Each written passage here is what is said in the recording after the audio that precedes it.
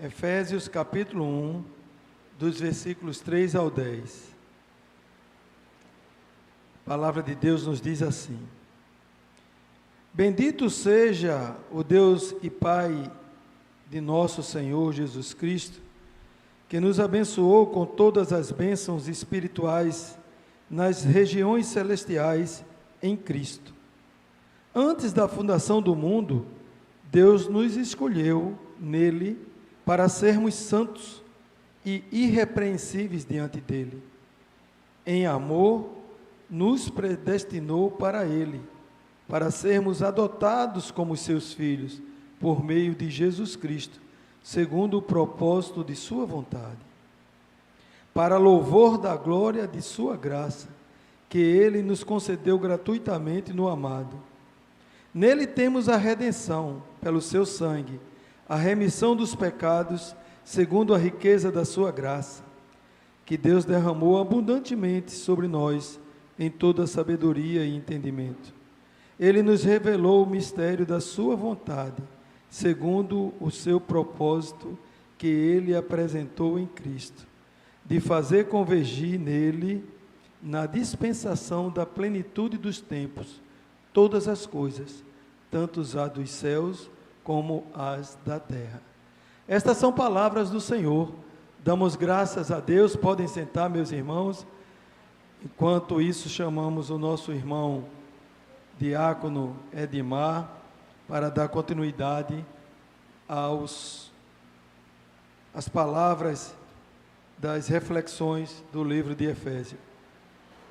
Fique à vontade, meu irmão, que Deus te abençoe e que te use tremendamente nessa palavra de hoje, em nome de Jesus. Amém. Graça e paz, igreja. Amém. Você está feliz com Jesus? Amém. Amém? Meus irmãos, a gente só tem mesmo motivo de alegria, né? Enquanto uns iniciaram o carnaval e não concluíram, não terminaram, mas a nós, aprove a Deus, na sua graça, na sua bondade, na sua misericórdia, de nos mantermos de pé para que aquilo que nós começamos a fazer na sua casa, nós possamos concluir, né? Paulo vai dizer isso de forma muito simples à igreja de Filipos, que ele vai dizer assim: porque aquele que em vós começou a boa obra é fiel para completar. Então, meus irmãos, nós estamos fazendo a boa obra, né? Hoje eu estava vendo uma aula de plantação de igreja e eu cheguei até a mandar para a nossa irmã Janete, o professor falando com relação a alguns pontos essenciais na plantação de igreja, e tudo aquilo que ele estava falando, eu observando como nós estamos exatamente fazendo, pontuando exatamente aquilo que ele descreveu no quesito, o que era uma plantação ou revitalização de igreja.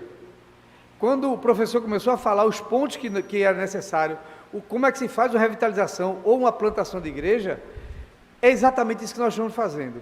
E eu louvei a Deus, estava em casa hoje estudando, meditando, orando lá, e louvando a Deus porque Ele tem nos guiado no caminho certo. Assim como Ele guiou o povo no deserto para onde Ele queria, e na hora que Ele dizia para Moisés: Moisés, levanta a tenda, e todo mundo levantava a tenda, e eu vou dar a direção que caminho você deve ir. Aí, eu estudando lá, então veio aquela palavra bem silenciosa no meu coração. Interessante, irmãos, preste bem atenção, como é que Deus trabalha. Deus dizia para Moisés: Moisés, o caminho que você vai seguir vai ser por trás, ande por trás dessa montanha e lá pare. Depois que Moisés parava, depois que montava acampamento, preste bem atenção nisso que eu vou lhe dizer. Depois que Moisés e o povo que estava caminhando para Jerusalém, para Canaã, paravam, eles não sabiam nem o dia e nem a hora que iria levantar o acampamento. Porque lembre-se, eles eram nômades, eles eram peregrinos. E o dia, a hora, o tempo de levantar acampamento e caminhar, quem dava essa ordem, esse comando, era Deus, dava a Moisés, e Moisés então obedecia e parava. Mas também na hora de levantar acampamento, era Deus que dava. Aí sabe o que eu aprendi com isso? Que a obra de Deus, ela é feita de forma passo a passo. É diferente de você gerir ou fazer gestão de uma empresa, de um comércio, em que você diz assim, o mês tal, o meu propósito é vender X, no segundo mês eu vou vender Y, no terceiro mês eu vendo Y ao quadrado. É diferente. Na obra de missão, é Deus que vai dizer assim, pare aqui, vá adiante, dobre para a direita, vá para a esquerda, não quero que você vá, e assim é a obra do Senhor. Paulo saiu com muita ênfase, lá em Antioquia. Paulo estava cheio do Espírito Santo, quando Paulo vai para Antioquia, e o coração dele desejou ir para a Ásia, e o Espírito Santo disse, não vá. E depois ele tentou subir a Bitínia, e de novo o Espírito Santo disse também, não vá. Então, meus irmãos, como é bom a gente utilizar os nossos ouvidos espirituais para ouvir a voz de Deus. Amém?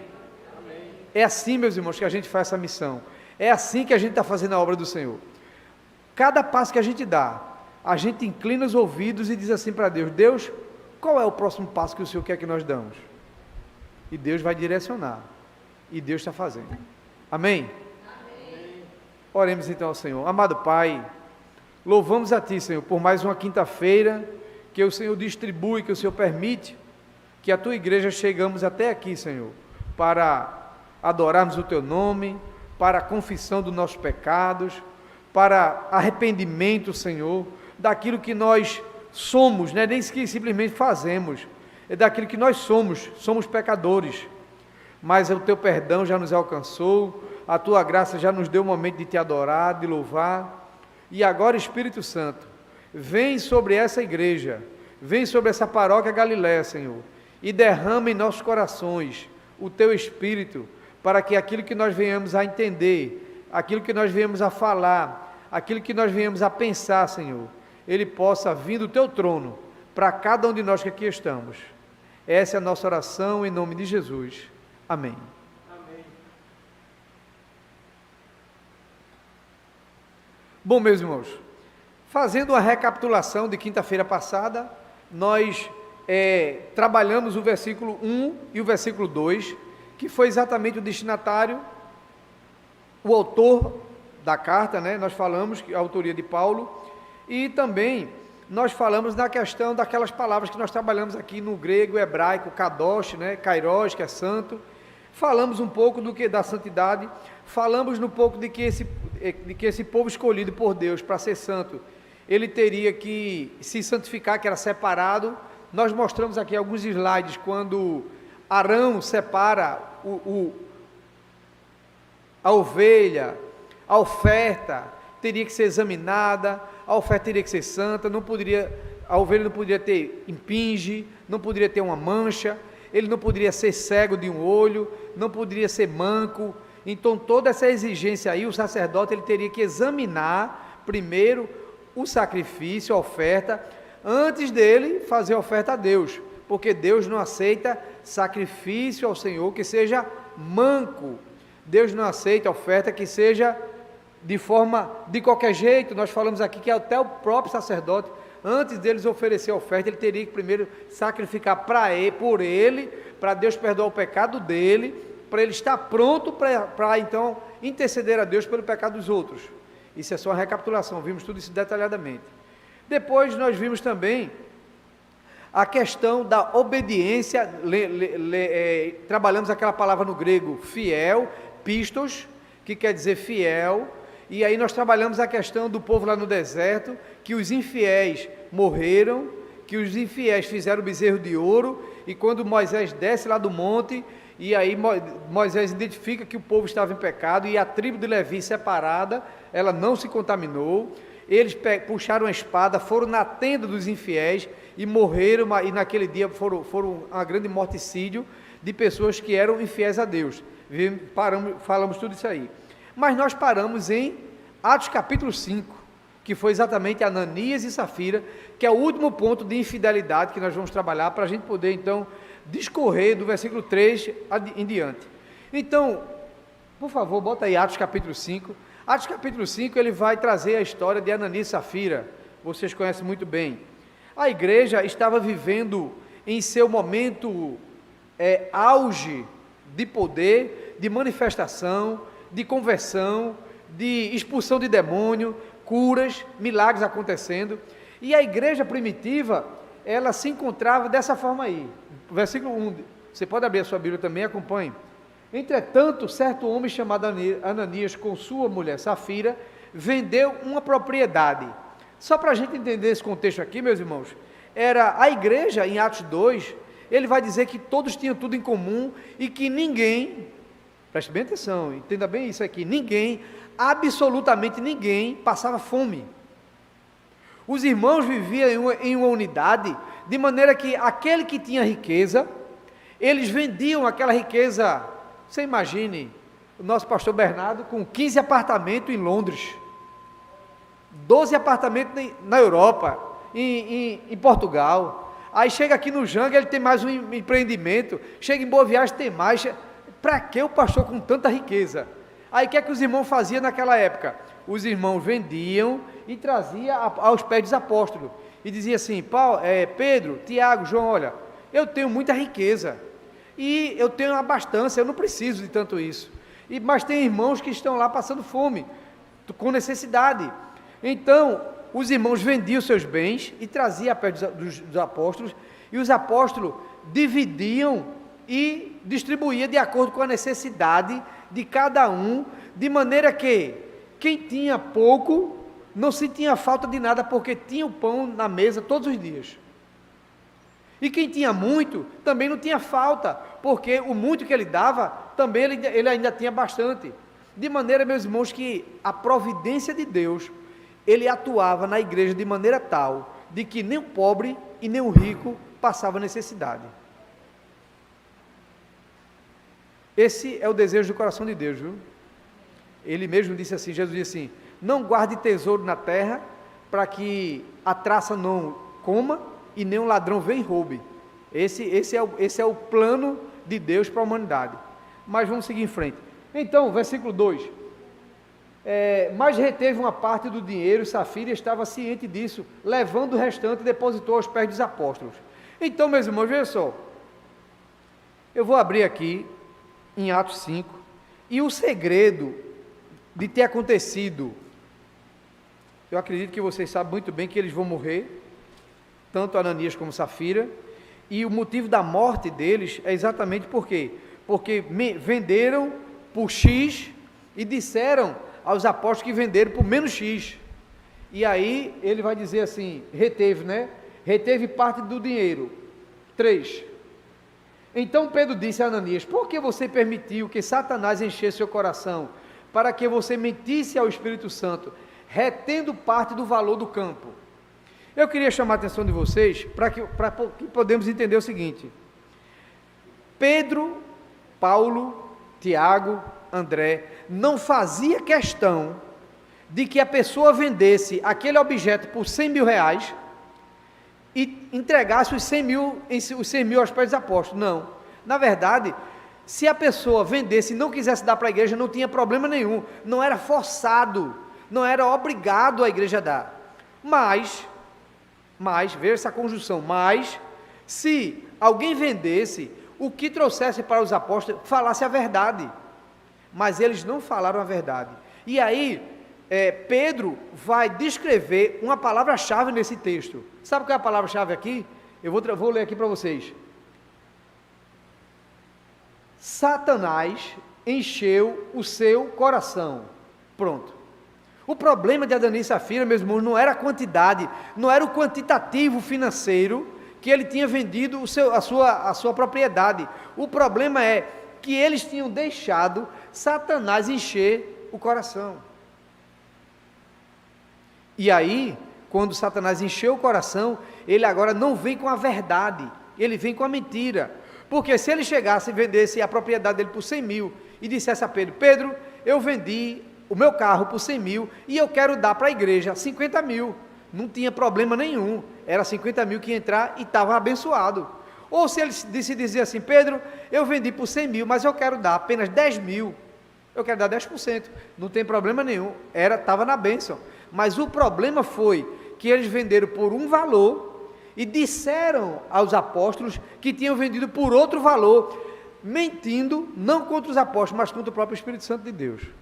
Então, igreja do Senhor, a advertência para nós é que não deixemos-nos Satanás encher o nosso coração, porque o perigo maior, o perigo da morte de Ananias e Safira foi esse aqui: Satanás encheu o seu coração. Então, Efésios 6, a gente está lendo lá, quando a gente chega lá no capítulo 6, a gente vai estudar sobre as armaduras de Deus, e uma dessas armaduras é exatamente o capacete da salvação. Esse capacete vai proteger a nossa mente de dardos inflamáveis do maligno, e esse capacete nos protege das setas que vêm do mal para querer nos persuadir. Eu vou dar um exemplo aqui para vocês, de uma pessoa que foi persuadida, e que estava na escola apostólica de Jesus Cristo. O apóstolo ainda não era apóstolo, mas era o discípulo Pedro, Simão Barjonas. Pedro, ele estava com Jesus, estava no período do seu discipulado, aprendendo com Jesus, e chega um momento em que Jesus diz que vai até a morte, e ele vai, diz: de maneira nenhuma isso vai te acontecer, eu vou te livrar, eu vou te proteger, isso não deve acontecer. E Jesus se volta para ele e diz: para trás de mim, Satanás. Então, meus irmãos, Edmar, então pode ser que uma pessoa na igreja, cantando, pregando, dirigindo, fazendo, e Satanás pode falar na mente, no coração? Pode sim, pode. Por isso que Tiago diz: sujeitai-vos a Deus, resisti ao diabo e ele fugirá de vós. Mas ele só foge se resistir. Se não resistir, se ficar acariciando o pecado, ele vai entrar. E depois que ele entra, ele faz isso aqui, o estrago. Ele veio para roubar, matar e destruir. Esse é o papel dele. Mas aqui, Ananias e Safira, eles mentiram, porque eles deixaram o coração. A mesma palavra que Pedro disse para Ananias, depois vai repetir para Safira, que eu quero passar logo para o texto. Mas ele vai dizer: Satanás encheu o seu coração.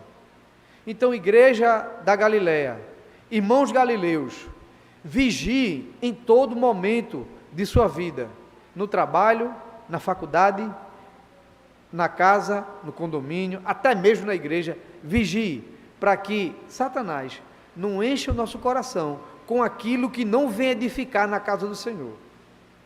Amém? Amém. As pessoas às vezes, irmãos, passam desapercebido e pensam que Satanás, ele vai estar atuando de forma ferozmente, eficazmente, lá no reduto dele.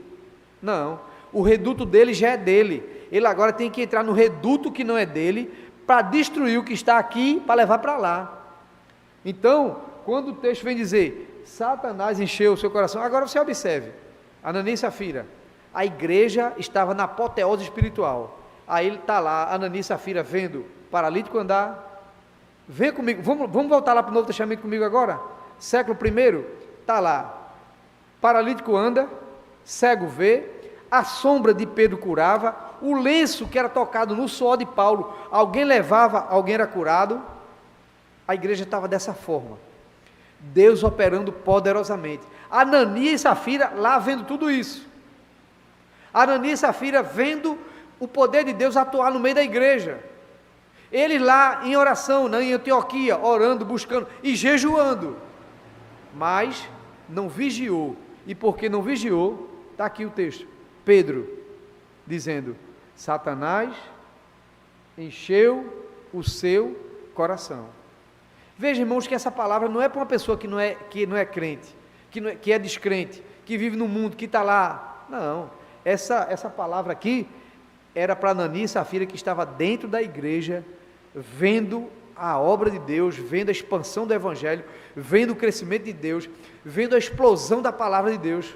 Estava dentro da igreja, no entanto, não vigiou, não colocou o capacete da salvação e recebeu os dardos, as flechas do mal e ficou contaminado.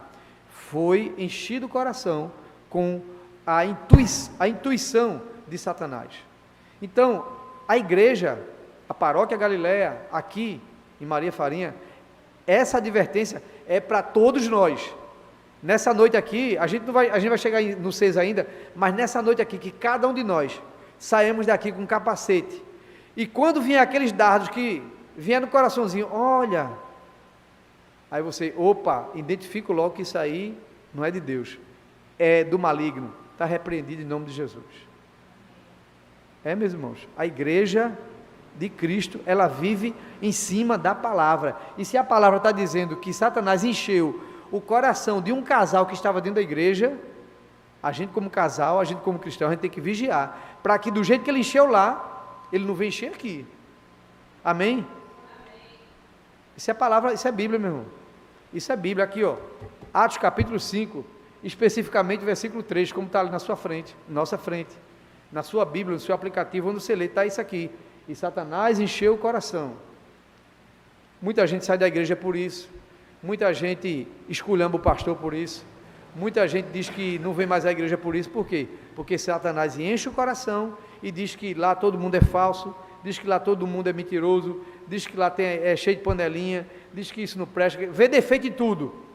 Quando você vê uma pessoa que está vendo defeito em tudo na igreja, pode saber de uma coisa, o coração está cheio, mas não é cheio do Espírito Santo não, viu? Não é cheio de Deus não. Sabe de quem é ação já, né? Vamos orar, para que Deus possa, essa pessoa possa, em tempo hábil, que o Espírito Santo abra os olhos e a mente dela, ou dele, para que ele enxergue que, apesar de ter todo esse defeito, mas a igreja, ela continua sendo a noiva de Cristo. A igreja continua sendo a noiva imaculada, de maneira, irmãos, que se a trombeta tocar agora, a noiva de Cristo, ela não vai se aprontar não, viu? Ela não vai se vestir, espera aí pastor, deixa eu ir lá dentro colocar as vestes brancas, não vai dar tempo não, vai não.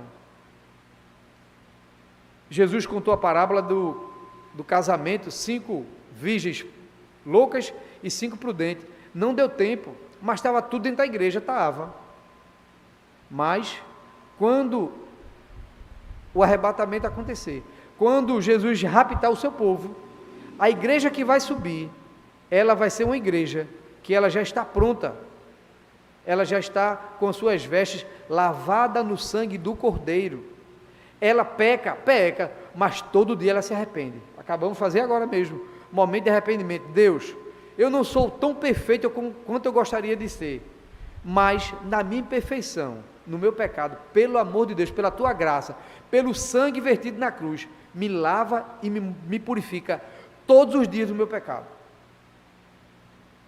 João disse, né?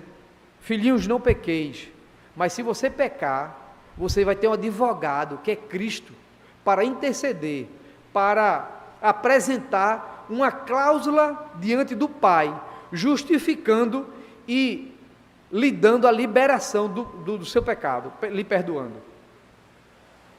Então, meus irmãos, é isso que precisamos compreender. Igreja é exatamente isso. Mas vamos agora entrar no versículo 3, para a gente dar uma acelerada aqui hoje. Pronto, então paramos na palavra, a última palavra que estudamos foi a pistóis, no grego, que quer dizer infidelidade, e falamos das infidelidades, por último, de Ananias e Safira. Pronto, agora vamos lá agora para o versículo 3 do capítulo 1 de Efésios. Bendito seja Deus e Pai do nosso Senhor Jesus Cristo, o qual nos abençoou com todas as bênçãos espirituais nas regiões celestiais em Cristo. Essa tradução aqui, ela é a contemporânea. Essa aqui é contemporânea. Aquela ali é a NAA. Bendito seja Deus e Pai do nosso Senhor Jesus Cristo, que nos abençoou com todas as bênçãos espirituais nas regiões celestiais em Cristo. Não mudou nada, as tradições estão iguais. Então, o que é que a gente vai ver nesse versículo aqui? Quando Paulo está escrevendo isso aqui, eu já comentei aqui com vocês que a Bíblia, ela foi inspirada. A palavra inspirar, ela vem da palavra grega, ela vem do grego que quer dizer pneuma, que é sopro, theon, sopro de Deus, pneuma, sopro de Deus. Então, quando Paulo está escrevendo aqui a igreja de Éfeso e está dizendo assim, Cristo já nos abençoou nas regiões celestiais. Havia o problema lá na cidade de Éfeso, quem estava aqui na abertura viu que nós vimos que lá na cidade de Éfeso havia um politeísmo, havia um panteão grego, havia adoração a vários deuses. E em um desses grupos que existiam lá, que tinham se convertido e que agora estava dentro da igreja de Éfeso, eles, meus irmãos, eles tinham medo dos deuses, então eles iam para dentro da mata, fazer sacrifício, fazer oferenda, fazer oferta, para que os deuses não viessem amedrontá-los. Então Paulo, inspirado, agora, aí é onde vem agora o conceito da inspiração, agora Paulo inspirado pelo Espírito Santo de Deus, ele vai dizer assim, ele, Cristo, nos abençoou com todas as bênçãos espirituais nas regiões celestes. Então a igreja, aqueles irmãos que tinham vindo desse panteão doido, louco aí, Paulo está dizendo assim, vocês não precisam se preocupar mais, aquelas coisas que vocês fizeram no passado, ficou lá atrás, porque Cristo já nos abençoou com todas as sortes de bênção. De maneira, meus irmãos, que hoje, nós não precisamos, nós que estamos em Cristo Jesus, nós não precisamos nos preocupar, Senhor, eu vou para tal lugar buscar a minha bênção, Senhor, eu vou para tal lugar, porque lá está muito movimento. Você pode até ir para se consagrar, buscar mais, pode até para orar, mas para dizer que vai buscar a bênção espiritual, não. A bênção espiritual, no dia que o Espírito Santo veio assim no seu coração, que rasgou, que entrou, naquele dia, quando você disse assim, eu aceito Cristo dentro de mim, eu me submeto, eu aceito Ele como meu Senhor, naquele dia, Ele derramou sobre você, sobre mim, sobre nós, sobre a igreja dele, sobre a noiva dele, em toda a parte do mundo, Ele derramou o Espírito Santo, e esse Espírito Santo, Ele selou para a eternidade. Então não tem esse negócio de, o melhor de Deus está por vir, não tem o melhor de Deus, o melhor de Deus já está na sua vida, e na minha vida, o melhor de Deus se chama Espírito Santo de Deus, esse é o melhor de Deus, e Ele nós já temos, e se nós já temos Ele, meus irmãos, é Ele que guia a nossa mente, é Ele que guia o nosso coração, é Ele que, agindo na providência de Deus, é Ele que nos dá a mente, a capacidade, o dia de acordar, de louvar, de adorar, de ler a palavra, de entender o que a palavra está dizendo aqui, isso é obra do Espírito Santo.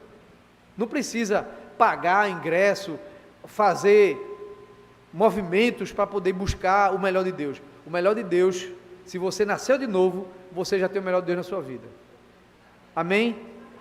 Então, a igreja, a paróquia Galileia, não vai ser enganada, levada por vento de doutrina. Olha, irmã, olha, irmão, lá está fazendo um movimento que vai buscar um negócio de Deus que, olha, tu vai receber um negócio de Deus que tu nunca recebesse. Não, a igreja não pode ser ludibriada por vento de doutrina. Deus, no dia que você se converteu, no dia que você entregou a sua vida a Cristo, Deus já encheu, já entrou no seu coração e está na sua mente. Então hoje Paulo vai dizer, nós temos a mente de Cristo, a igreja dele tem a mente dele. Vamos passar para os versículos em diante agora. Versículo 4, pois nos elegeu nele antes da fundação do mundo, para sermos santos e irrepreensíveis diante dele. Irmãos, eu quero vou parar aqui, comentar isso aqui bem rapidinho, mas aqui na igreja, comentar esse assunto aqui é muito fácil. Se você estiver numa sala de teologia, se você tiver os grupos separados já, de um lado eles se formam como sendo detentores, formadores da doutrina calvinista, e do outro lado você vai encontrar um outro grupo que vai estar defendendo a doutrina arminiana. Então você tem praticamente um ringue, em que um grupo defende o arminianismo e o outro grupo defende o calvinismo. Na verdade, Paulo está dizendo aqui que ele aqui, quando Paulo está dizendo Paulo não está dizendo assim, que essa predestinação, versículo 4, pois ele nos elegeu nele antes da fundação do mundo, ele elegeu a igreja, ele está falando aqui a igreja, se você é igreja, você se inclui aqui, não é, não, eu sou eleito, eu posso fazer o que quiser, porque Paulo está dizendo aqui que ele já me elegeu, não, ele não elegeu. Se você de fato é igreja, você não vai fazer aquilo que não é comportamento da igreja. Porque veja, o Espírito Santo é a terceira pessoa da Trindade. O Espírito Santo é uma pessoa que habita dentro de nós. Então, essa pessoa, se eu sou servo dele, eu sou direcionado por ele. Então, não tem esse negócio de dizer assim, salvo uma vez, salvo para sempre, e já que eu sou salvo, eu vou fazer o que eu quiser, porque eu sou salvo. Então, a matemática que chega na conclusão disso aí é, se uma pessoa diz que é salvo, salvo para sempre, e que ela está dentro da igreja, mas vai dizer que vai para o mundo fazer o que ela quer, porque ela já é salvo e está salvo para sempre, essa pessoa nunca, preste bem atenção que eu vou dizer que é muito sério, essa pessoa nunca, absolutamente nunca, teve uma experiência real de salvação com Deus. Porque na hora que a pessoa tem essa experiência, que o Espírito Santo, que a terceira pessoa passa a habitar dentro de você, você quando vai estar lá no mundo lá, você pode estar lá no meio de troça, pode estar onde tiver, mas você vai estar lá, sabe o que é um peixe fora d'água, meus irmãos? Você vai estar lá, mas parece que está todo mundo sorrindo, todo mundo lá feliz, mas você olha para dentro de você e diz, não, tem alguma coisa que está faltando aqui dentro de mim, tem alguma coisa que está incompleto, mas eu tenho tudo, eu estou com dinheiro, eu estou num ambiente muito bom, aqui é para... Não justifica a pessoa estar do jeito que está. Sabe o que é isso? É o salvo, quando ele se afasta da presença de Deus, isso acontece com ele. Mas o que de verdadeiramente é salvo. Mas aquele que passeou na igreja, disse assim, não, eu sou salvo mesmo, já entendi a doutrina paulina, e ele está dizendo que eu já sou eleito, então eu vou para lá e fazer tudo quanto o mundo oferece, é porque não teve uma experiência de salvação. Lembra de João 3? Nicodemos, é necessário que tu nasça de novo. Se não nascer de novo, se não passar pelo novo nascimento, não adianta passar pela igreja, porque vai ser somente transeunte, mas não vai ser a verdadeira igreja de Cristo. E aqui Paulo está dizendo, por isso, irmãos, que aqui desmistifica essa questão de, eu sou de Armínio, não, eu sou de Calvino, não, porque você não é, se você ainda não pensa igual a um calvinista, é porque você ainda está raso ainda na sua fé. Não. Aqui o texto está dizendo o seguinte, ele nos elegeu nele antes da fundação do mundo. Então a igreja, ela já é eleita antes da fundação do mundo. A igreja sim, porque ele não planejou nos salvar hoje. O nosso encontro de salvação não foi quando você levantou a mão e disse, eu quero Jesus aqui na Galiléia, ou lá na catedral, ou lá na igreja batista, seja lá onde for. Não foi. A nossa eleição, a eleição da igreja, que vai estar remida para sempre com Cristo, ela se deu antes da fundação do mundo. O que nós estamos vivendo aqui hoje, exatamente, hoje é 14 ou 15? 15, exatamente vivendo hoje, 15 de fevereiro de 2024, é apenas um cumprimento na providência de Deus, antes da fundação do mundo, isso acontecer. Mas a nossa salvação não aconteceu aqui agora, aconteceu nele lá atrás, antes da fundação do mundo. De quem? Da igreja do Senhor. Se nós somos igreja, então a nossa salvação aconteceu lá atrás. Aqui é só evidência no processo da etapa, no tempo, na cronologia do tempo. Inclusive o tempo para nós, porque para Deus não há tempo. Ele é atemporal. Os 3 tempos está nele. O tempo passado, o tempo presente e o futuro. Essa questão de cronologia é somente para a gente na nossa humanidade. Mas vamos agora para o versículo 5. Nos predestinou para sermos filhos da adoção por Jesus Cristo, para si mesmo, segundo o bom propósito da sua vontade, para louvor e glória da sua graça, a qual nos deu gratuitamente no amado. Então ele está dizendo aqui que ele nos predestinou, ele nos salvou, ele nos elegeu. Agora para quê? Paulo aqui no versículo 5 ele vai responder, qual foi o objetivo, Janete, que Deus lhe salvou, Deus lhe elegeu, Deus lhe separou, Deus lhe santificou, com que objetivo? Aí Paulo aqui no versículo 5 ele vai responder, para si mesmo, segundo o bom propósito da sua vontade. Então ele fez tudo isso aí, segundo o propósito e a vontade dele, para louvor e glória da sua graça. Então, para que eu sou cristão hoje? Por que é que eu sou cristão hoje? Para quê? Versículo 6, para louvor e glória da sua graça. Então, nós devemos viver para o louvor e glória da graça de Cristo.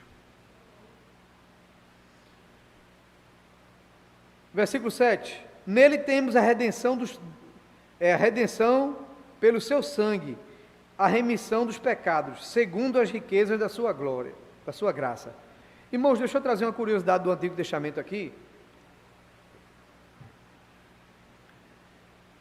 Somente no Novo Testamento, preste bem atenção nisso que eu vou dizer para vocês aqui, que é bem importante. Somente esse fato acontece apenas no Novo Testamento. No Antigo Testamento isso não acontecia.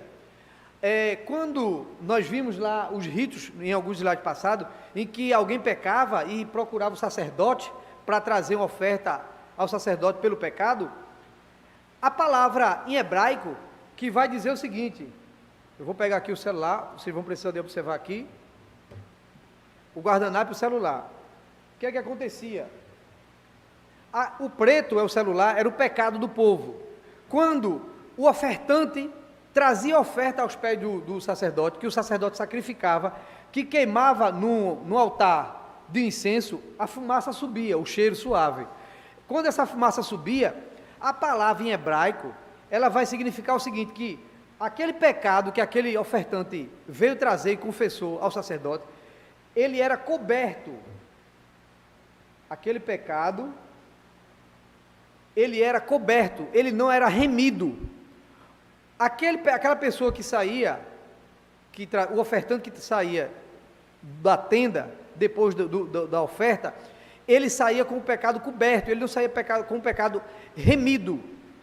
A remissão de pecado só vem acontecer no Novo Testamento após, mesmo quando Jesus dizia assim para os discípulos, perdoados no teu pecado, aí os fariseus diziam assim, quem é esse que está perdoando pecado? Só quem perdoa pecado é Deus. Até antes do sangue ser vertido, esse pecado ele era coberto, porque até o próprio Cristo ainda estava debaixo da lei. Quando Jesus morre na cruz, que ele dá aquele brado, tetelestai, tudo está consumado, tudo está pago. A partir do véu do templo rasgado, agora o pecado não é mais coberto, agora o pecado ele é removido. O pecado ele é tirado.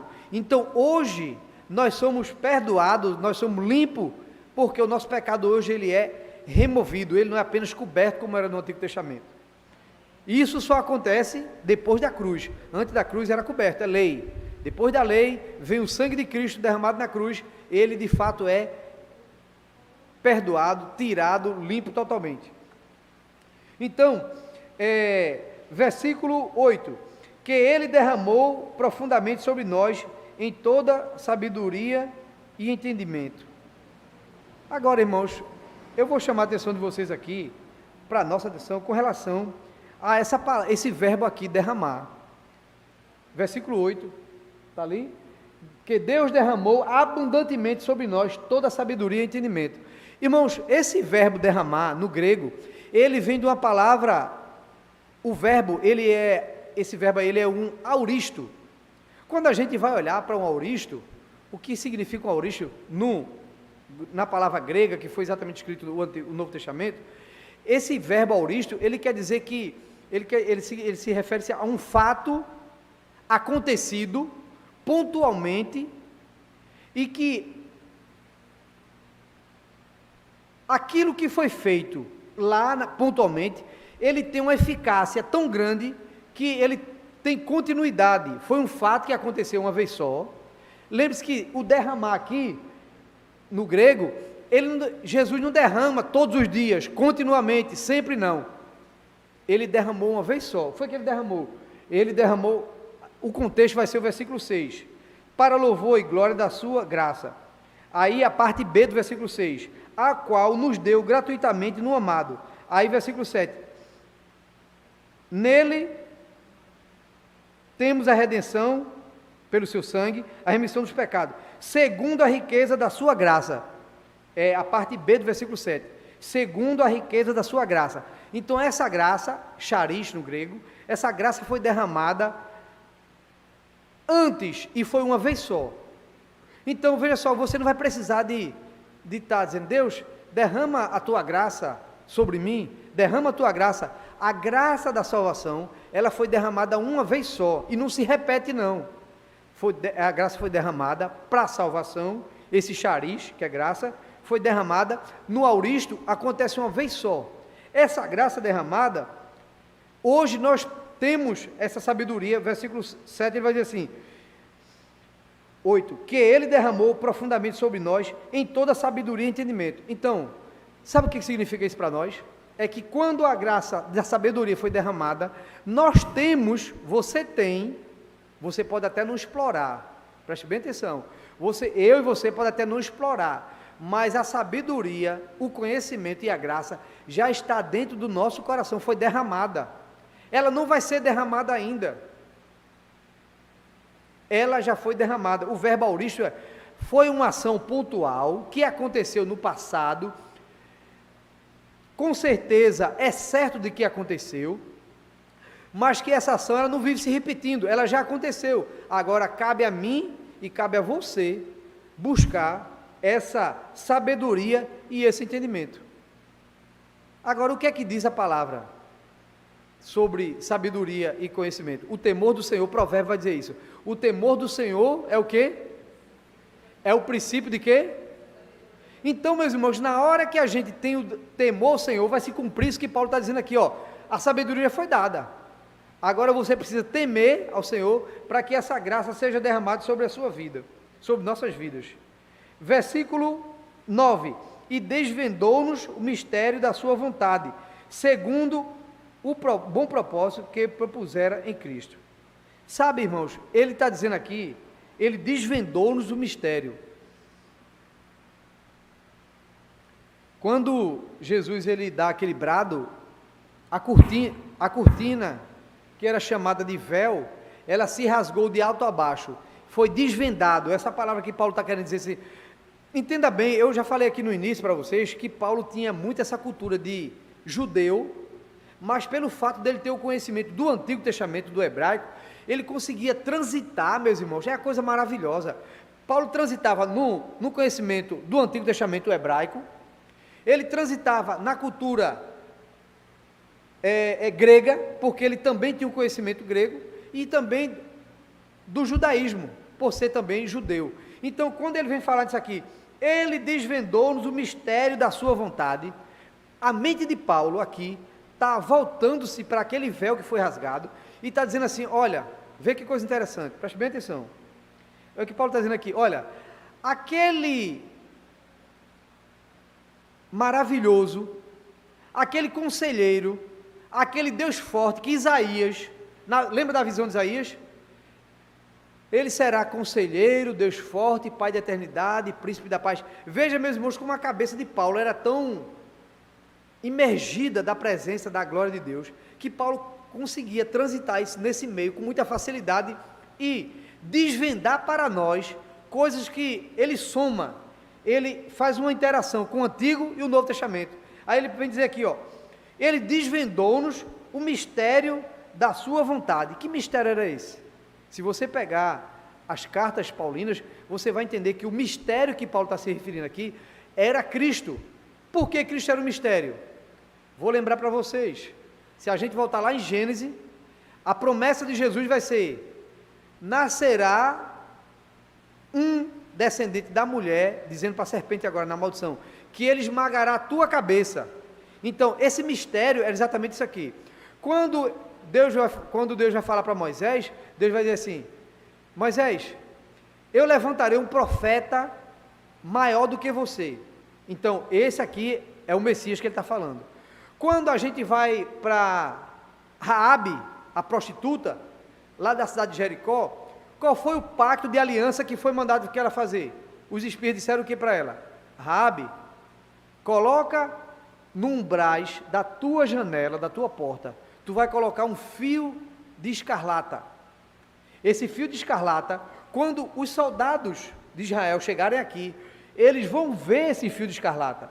E quando ele vê esse fio, o que é que eles vão fazer? Ele vai poupar você e toda a sua casa.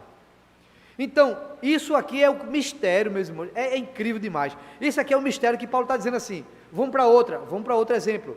Lembra lá no deserto, que quando o povo pecava contra Moisés, Deus mandou umas serpentes que picavam as pessoas e morriam.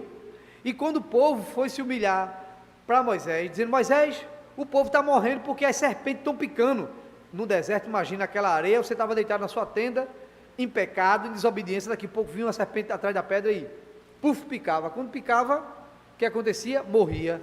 E aí, Moisés disse: Deus, o povo está se arrependendo do pecado.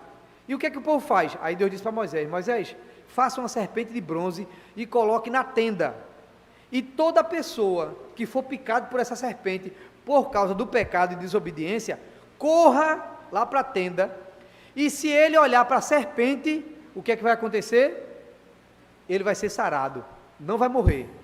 Então, Jesus, esses exemplos, a gente chama de tipologia de Cristo no Antigo Testamento. Essa tipologia cristológica, ela é revelada através do cordão, através de uma sarça, através de um fogo, através de um cordão que foi colocado, através do sangue dos animais que foram colocados na porta lá no Egito, para não morrer os primogênitos, queria morrer todo o primogênito dos egípcios, mas os primogênitos dos judeus, dos hebreus não morreram. Então, a tipologia no Antigo Testamento, aí Paulo pega, vê como é lindo mesmo, preste bem atenção, aí Paulo pega todo esse argumento, e vai dizer assim, ó: aquilo que estava obscuro no Antigo Testamento, aquilo que não era visível de forma clara no Antigo Testamento, Paulo vai dizer assim: Cristo, Deus em Cristo, nos desvendou, Ele abriu para nós.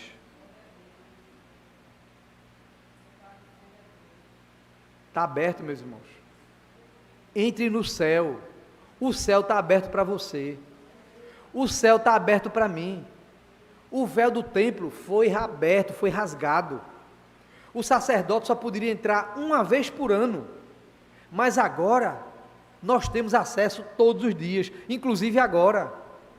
Nesse momento que estamos aqui, nessa homília, nessa conversa, nesse estudo da palavra, nesse exato momento, você pode entrar numa dimensão, você pode explorar uma espiritualidade que ninguém vai ver, ninguém vai enxergar, mas você pode entrar nesse véu que agora está aberto.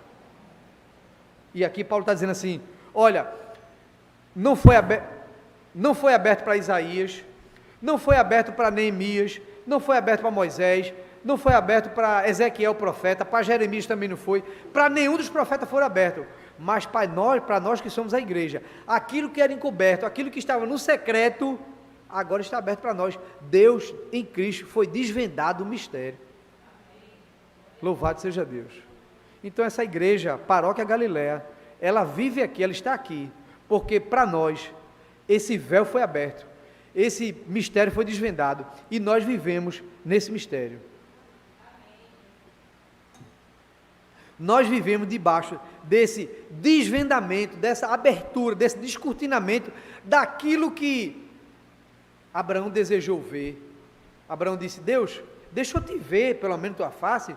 Deus disse: Abraão, tu não pode me ver, porque aquele que me vê, ele morre. Aquele que me vê vai morrer. E agora, meus irmãos, João aparece lá, aqui no Novo Testamento, batizando lá no deserto, e as pessoas vão procurar João, e diz: João, toda Jerusalém está aguardando o Messias, e o Messias vai curar, vai batizar, vai salvar e vai libertar. Você por acaso é o Messias? Aí João disse: não, por favor, não me compare com ele, eu não sou digno nem sequer de desaltar as alparcas, aquela correiazinha da sandália dele, eu não sou digno.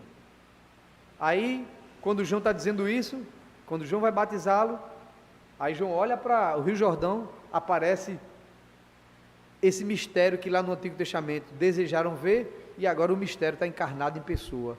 Aí o próprio João vai dizer assim: e o verbo se fez carne e habitou entre nós. Ele está aqui nessa noite. Esse verbo que se fez carne está em nosso meio. E João disse: eu não sou não, eu batizo vocês com arrependimento, Mas esse aí, apontou para o cordeiro, esse aí, ele batizará com fogo. Ele vai batizar com fogo. E João, meus irmãos, desvenda aquele mistério que séculos e séculos, Abraão, Isaac, Jacó, os profetas, os patriarcas, todos eles desejaram ver, não viram, mas João teve o privilégio de apresentar aquele que foi desejado por todas as nações, diz o profeta Isaías, o desejado das nações. João vai dizer assim, agora ele não é mais desejado, ele está no meio de nós. Amém? Meus irmãos, isso é prazeroso demais. Eu sinto o meu coração arder de alegria em saber que aquele que foi desejado há tantos anos atrás, tantos séculos, ele foi à cruz, morreu, ressuscitou, e que foi visto por mais de 500 pessoas. E depois que foi visto, ele disse aos discípulos, por que vocês estão atemorizados, olhando eu subindo para os céus? Os discípulos estavam desesperados. Se fosse eu e você, fosse eu, Edmar, eu também estaria do mesmo jeito. Senhor, e agora? Quem é que vai resolver minhas broncas?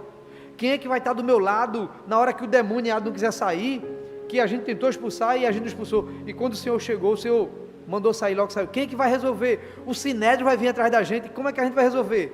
Então os discípulos ficaram, Lucas vai registrar isso aí assim, e eles ficaram circunspectos, ficaram abismados, Senhor, e agora, o que será de nós?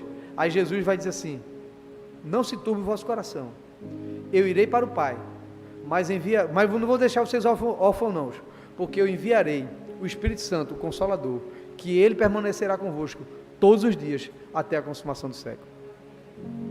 Então a igreja, nossa igreja aqui, irmãos, ela não é órfã, a igreja tem um dono, a igreja tem um pai, a igreja tem um consolador, a igreja tem um paracleto, e ele se chama Espírito Santo de Deus.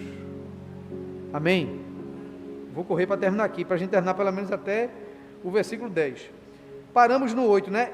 Que ele derramou, 9, e desvendou-nos o mistério da sua vontade, segundo o propósito que propusera em Cristo.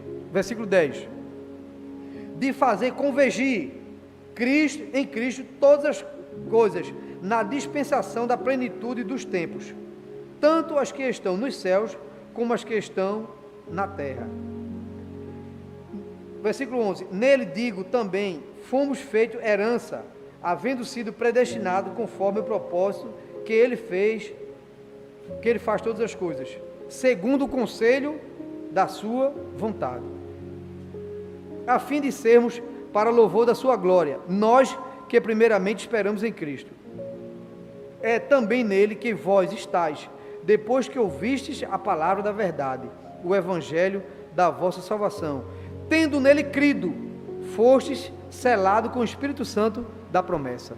Então aqui Paulo está fazendo um jogo de palavras, né? Ele primeiro vai dizer, primeiro você ouviu, lembra lá de Romanos 9:10, como ouvirão, como crerão se não, 10:9 ele vai dizer assim, como ouvirão, bota aí por favor, para a gente trabalhar, isso na 10:9,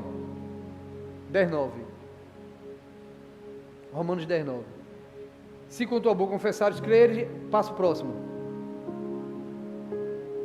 porque com o coração se crê para a justiça e com a boca se confessa para a salvação. Pode seguir. Pois a Escritura diz, tudo aquele que nele crê não será envergonhado. Fica entre 10:9 e 9:10, alguma coisa assim, mas ele vai dizer assim, eu vou dizer, eu sei o texto, diz assim, como ouvirão se não há quem pregue? E como pregarão se não for enviado? Então Paulo aqui, ele faz esse jogo de palavras, dizendo assim, ora, primeiro para que um coração tenha fé, primeiro ele tem que ouvir, e depois que ele ouve, é que ele é despertado da fé. Aí no versículo 13, a parte B, ele vai dizer, o evangelho da vossa salvação, tendo nele crido, foste selado com o Espírito Santo da promessa, mas primeiro teve que ouvir para crer, e quando ouvimos e cremos, fomos selados. 14, para a gente terminar hoje, que é o penhor de nossa herança, para a redenção da propriedade de Deus, em louvor da sua glória. Vamos ficar até aqui o 14, porque a hora já passou avançada, a hora corre muito rápido. Quando a gente começa a estudar a Bíblia, parece que o relógio corre mais rápido, né? Mas, meus irmãos, vamos... feche seus olhos então, vamos estar agradecendo a Deus em oração por essa palavra. Senhor, chegamos aqui, Pai, fizemos uma oração te pedindo para que Tu trouxesse à luz o nosso coração, a Tua palavra, e o Teu Espírito Santo, Senhor, trouxe mais uma vez aquilo, Senhor, que Tu manifestasse através da Tua palavra. A minha oração, Senhor, é que cada palavra dessa que foi falada, que Tu nos trouxesse, ela possa estar sendo nutrida, ela possa estar sendo alimentada, ela possa estar fazendo, Senhor, aquele mover em nosso interior, de maneira, Senhor, que, assim como aquela igreja em Éfeso, que foi aconselhada, que foi orientada por Paulo, para tomar esses conselhos, nós, galileus aqui em Maria Farinha, possamos também tomar esse mesmo conselho que Paulo deu para aquela igreja, e certamente, Senhor, nós seremos uma igreja mais santificada, nós seremos uma igreja mais fiel a Ti, nós seremos uma igreja que vai glorificar mais a Ti, nós seremos uma igreja que seremos mais ainda para o louvor da Tua glória, Senhor. É assim que nós oramos e Te pedimos, no nome santo e precioso de Jesus. Amém.